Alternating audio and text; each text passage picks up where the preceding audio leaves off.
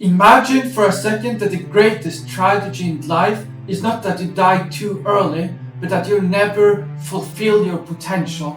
And that is what this book is all about. The Snows of Kilimanjaro by Hemingway that we're going to talk about today.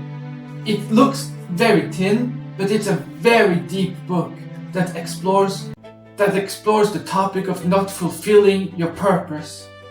So on the surface, this seems like a very easy book. It's about Harry, which is a writer, and he slowly dying. He has injured his leg, he's gotten an infection, he's there in Africa with his wife and he's waiting for help that is not coming. So he realizes that he's dying and he's very sad. Not because he is dying, but because he feels like he never fulfilled his potential. He had great experiences, he was in war, he had loved, he had passion, he had so many experiences, but he never turned all these experiences into great art, which he felt was his purpose in life.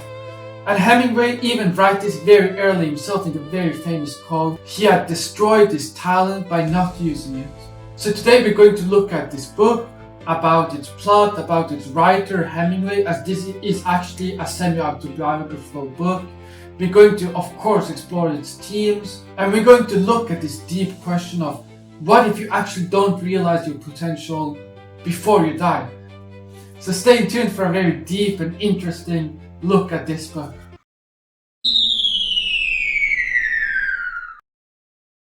Now, before we talk a little bit about the book itself, we have to talk about the writer first, Hemingway, because that is super important in order to understand the book itself. Now, Hemingway is one of the most famous writers of all time. He's one of those authors that everyone knows, even people that doesn't read a lot. And Hemingway, for those that doesn't know, was very famous for physically and emotionally challenging himself.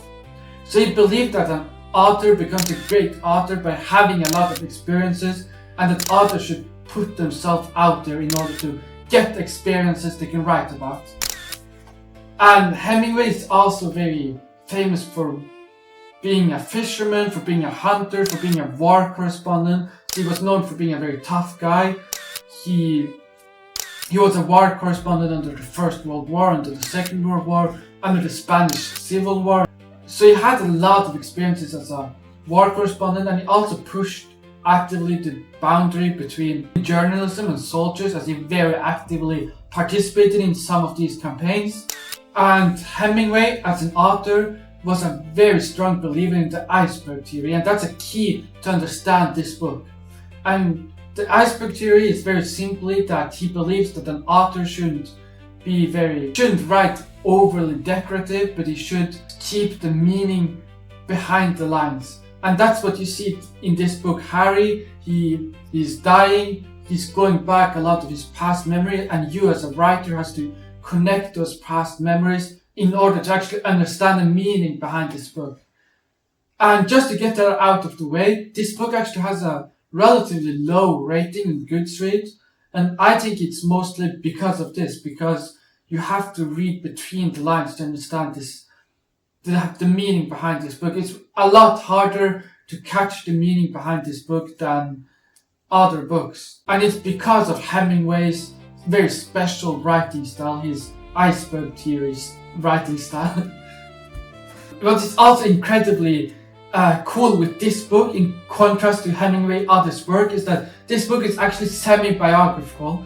So when Harry's dying and he's looking past at his past memories, a lot of those memories are actually Hemingway's own memories. And Harry, in some ways, actually represents Hemingway. He represents Hemingway's deepest fears, because Hemingway was very afraid that success and a lot of wealth and money would make him too comfortable, would make him lazy, would make him not take those experiences and make it into great art and great books. So Harry actually represents that fear of Hemingway, because Harry marries a very wealthy woman and he becomes very comfortable, and he never takes that step to actually take all those experiences that he thinks back on and translate them into great art. And that's the tragedy of Harry.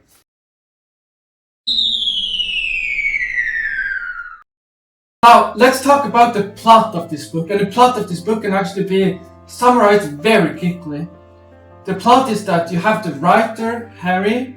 He's on a vacation to Africa with his wife, Helen. And there he gets infected with gangrene. And he waits for help because help has to arrive, otherwise he's going to die. But he realizes that help is not going to arrive, so he just lies there and thinks back on past memories, knowing that he will soon die. And this plot feels really strange because there's not much happening, there's no great battle, there's not a series of actions. The plot is very small and externally there's not much happening, but there's a lot happening inside Harry's mind, and that's what makes this book very different from a lot of different books. And you can see that when Harry thinks back on past memory, he has a lot of great and different memories. He has memories from war, from love, from poverty, from tragedy. From tragedy, he has a lot of different travels. But that's where Harry's great tragedy is, that he didn't transform all these great memories and experiences into great art. And this is where one of the most famous quotes from this book comes in, which is, "Now he would never write the things that he had saved to write, and he knew enough to write them well." And that's what makes this book very special and very universal, because both Hemingway and Harry are writers, and as I said, it's semi-biographical, but it's a very universal feeling that a lot of people have a passion they burn for, a project they wanted to start, or a skill they wanted to learn, but they always postpone it and they never really find time for it. And that's what Hemingway describes as a great tragedy, is if you postpone it and you never get to do it before you pass away.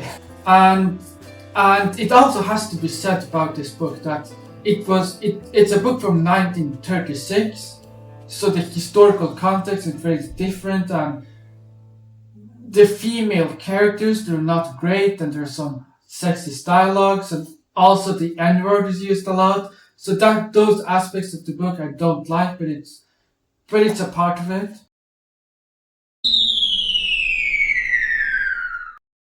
Now, the first theme we can get out of the way is comfort, because Hemingway was really afraid of comfort and he hated it.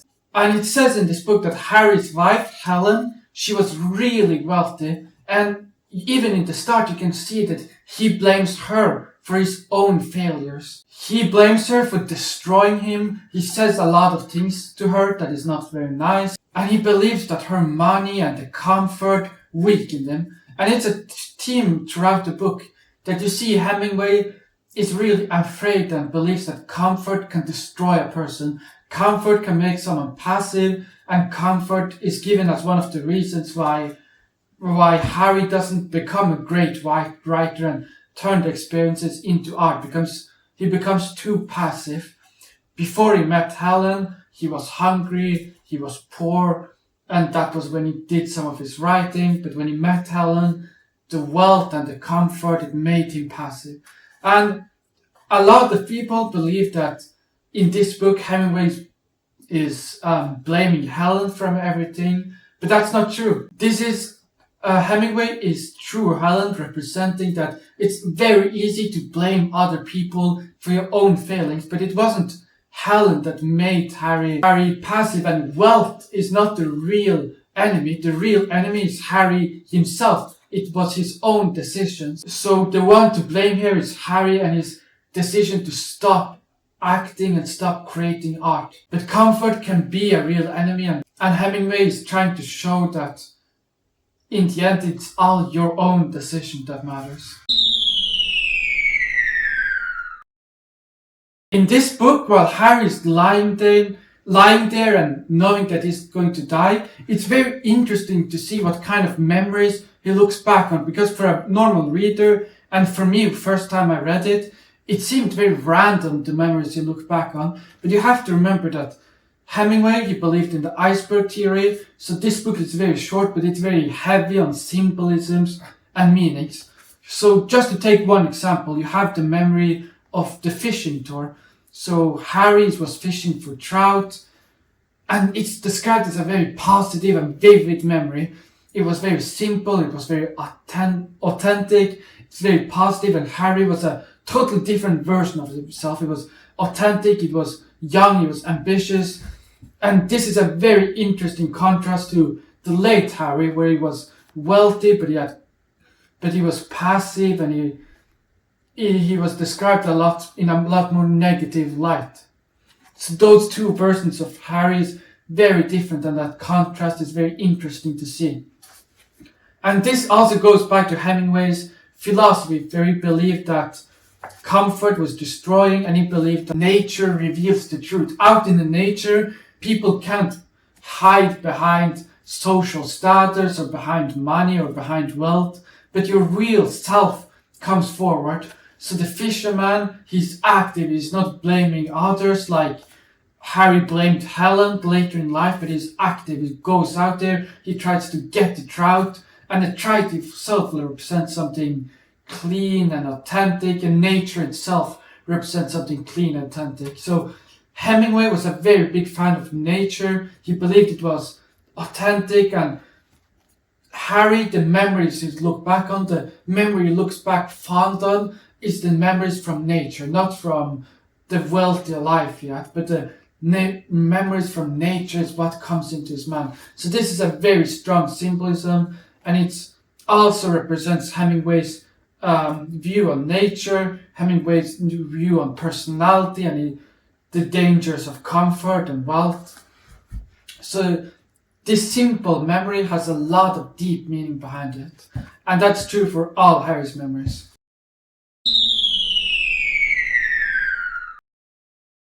Now, let's talk a little bit about symbols, because Hemingway has some great symbols included in this book. And my personal favorite is, of course, the leopard one, and that's the one we have to start with. So, before the story even begins, Hemingway includes a very weird detail, which is that he writes that near the western summit of Kilimanjaro, there is a dried and frozen carcass of a leopard.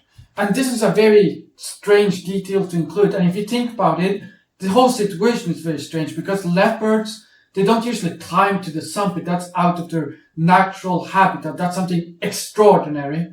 So you wonder, what was the leopard doing there? And that's because the leopard symbolizes something. The leopard symbolizes ambition, drive, courage, and greatness, because the leopard, it chased something extraordinary. Even though it didn't achieve it, it climbed high, it tried to do something very extraordinary. And again, you see a very strong contrast to Harry, because Harry is also dying in the African wilderness, not far away from the leopard, but that symbolizes two very different things. Because when the leopard died, pushing for ambition, pushing for courage, pushing to achieve something great, Harry, he stopped climbing. He settled down from mediocrity, he got comfortable, he got passive. So these two represents two very different ideas. And of course, everyone is going to die in the end, but Hemingway is trying to show that the way you die matters a lot more. That you should always climb to achieve greatness, even though you don't achieve it. So the tragedy here is not that the leopard dies before it reaches the summit, but the tragedy here is not to try to climb at all. And Harry, he has the potential for greatness. He's a very talented, but he never even tries to climb. Now, another very strong symbol in this book is the hyenas. So the hyenas appears throughout the book, and they're always close, and they represent very simply death. Nothing extraordinary, no extraordinary death, but they represent just normal death. And in contrast to the leopard that is climbing upwards, the hyenas always stay on the ground. And that's a very strong symbol, because they're always close. And it also represents that death, it's something that happens to all of us. And it's something that doesn't only come in the end, but it's always there, every single day. So the question is, are you going to use your ambition before they come and before they start to eat? And in the last And in the end of the book, where Harry dies, it's said that the cry of the hyenas can be heard. So they're always there, and at some point it will come for you. So it's a very strong symbol compared to the leopard. And then, of course, the final symbol that just has to be mentioned is, of course, Mount Kilimanjaro, which is even in the title of the book. Mount Kilimanjaro, one of the most famous mountains in all of Africa, it's known for its beauty and it represents greatness. Kilimanjaro represents the highest version of yourself. It represents artistic excellence. It's very hard to reach. It's far away. It takes a long time. It's hard to climb. But when you get there, the view will be awesome. And for Hemingway, he's trying to say that the meaning of life is the climb itself, not necessarily to reach the summit, because the leopard doesn't reach the summit, but the climb itself is the purpose of life. And as you know, Hemingway, he values nature a lot more than wealth and comfort. He only sees nature as something meaningful and artistic and clean.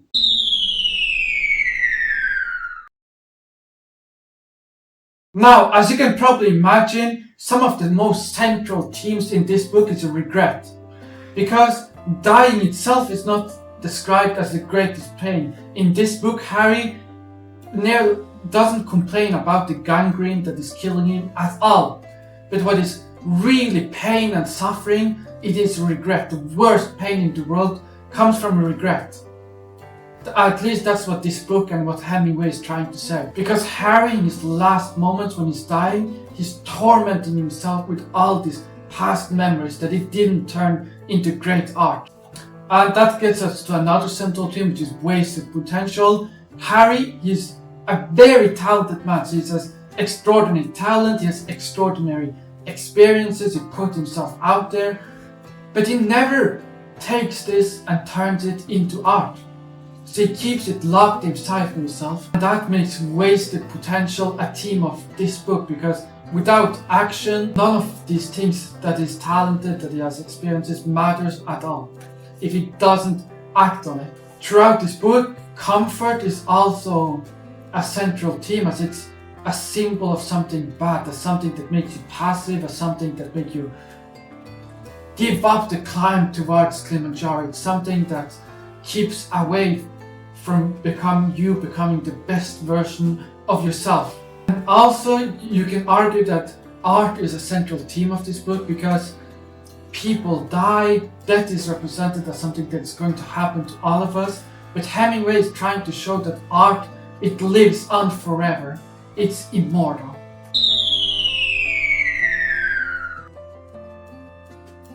Now, we have to take a moment to talk about the ending of this book as well, because the ending has confused a lot of people.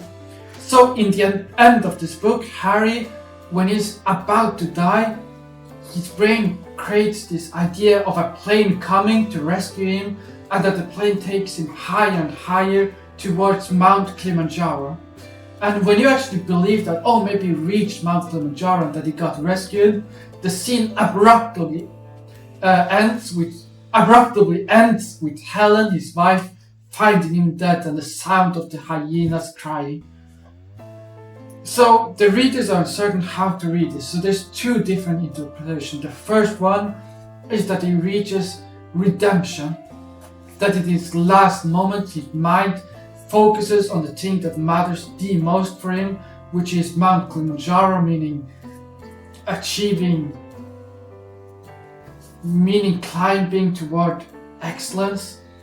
Or interpretation number two, which is that in his last moments, his mind just created a comforting illusion for him to die in peace, but that in reality he never achieved Mount Kilimanjaro, he never climbed upwards. So it's up to the readers to choose which interpretation they believe in the most, as the ending is left open.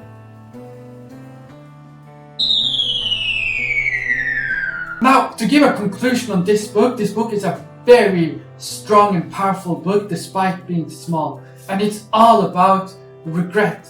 Regret of not doing the thing you want to do, the thing you want to achieve. So this book is not about Africa, it's not about death, even though it might seem so, because that is not the purpose of this book. The purpose is that reveals how you have lived, and Harry, he regretted not achieving the things he dreamed about, and it shows that regret is the most painful thing ever. So even though this book has gotten a bit of a low rating on Goodreads and other platforms,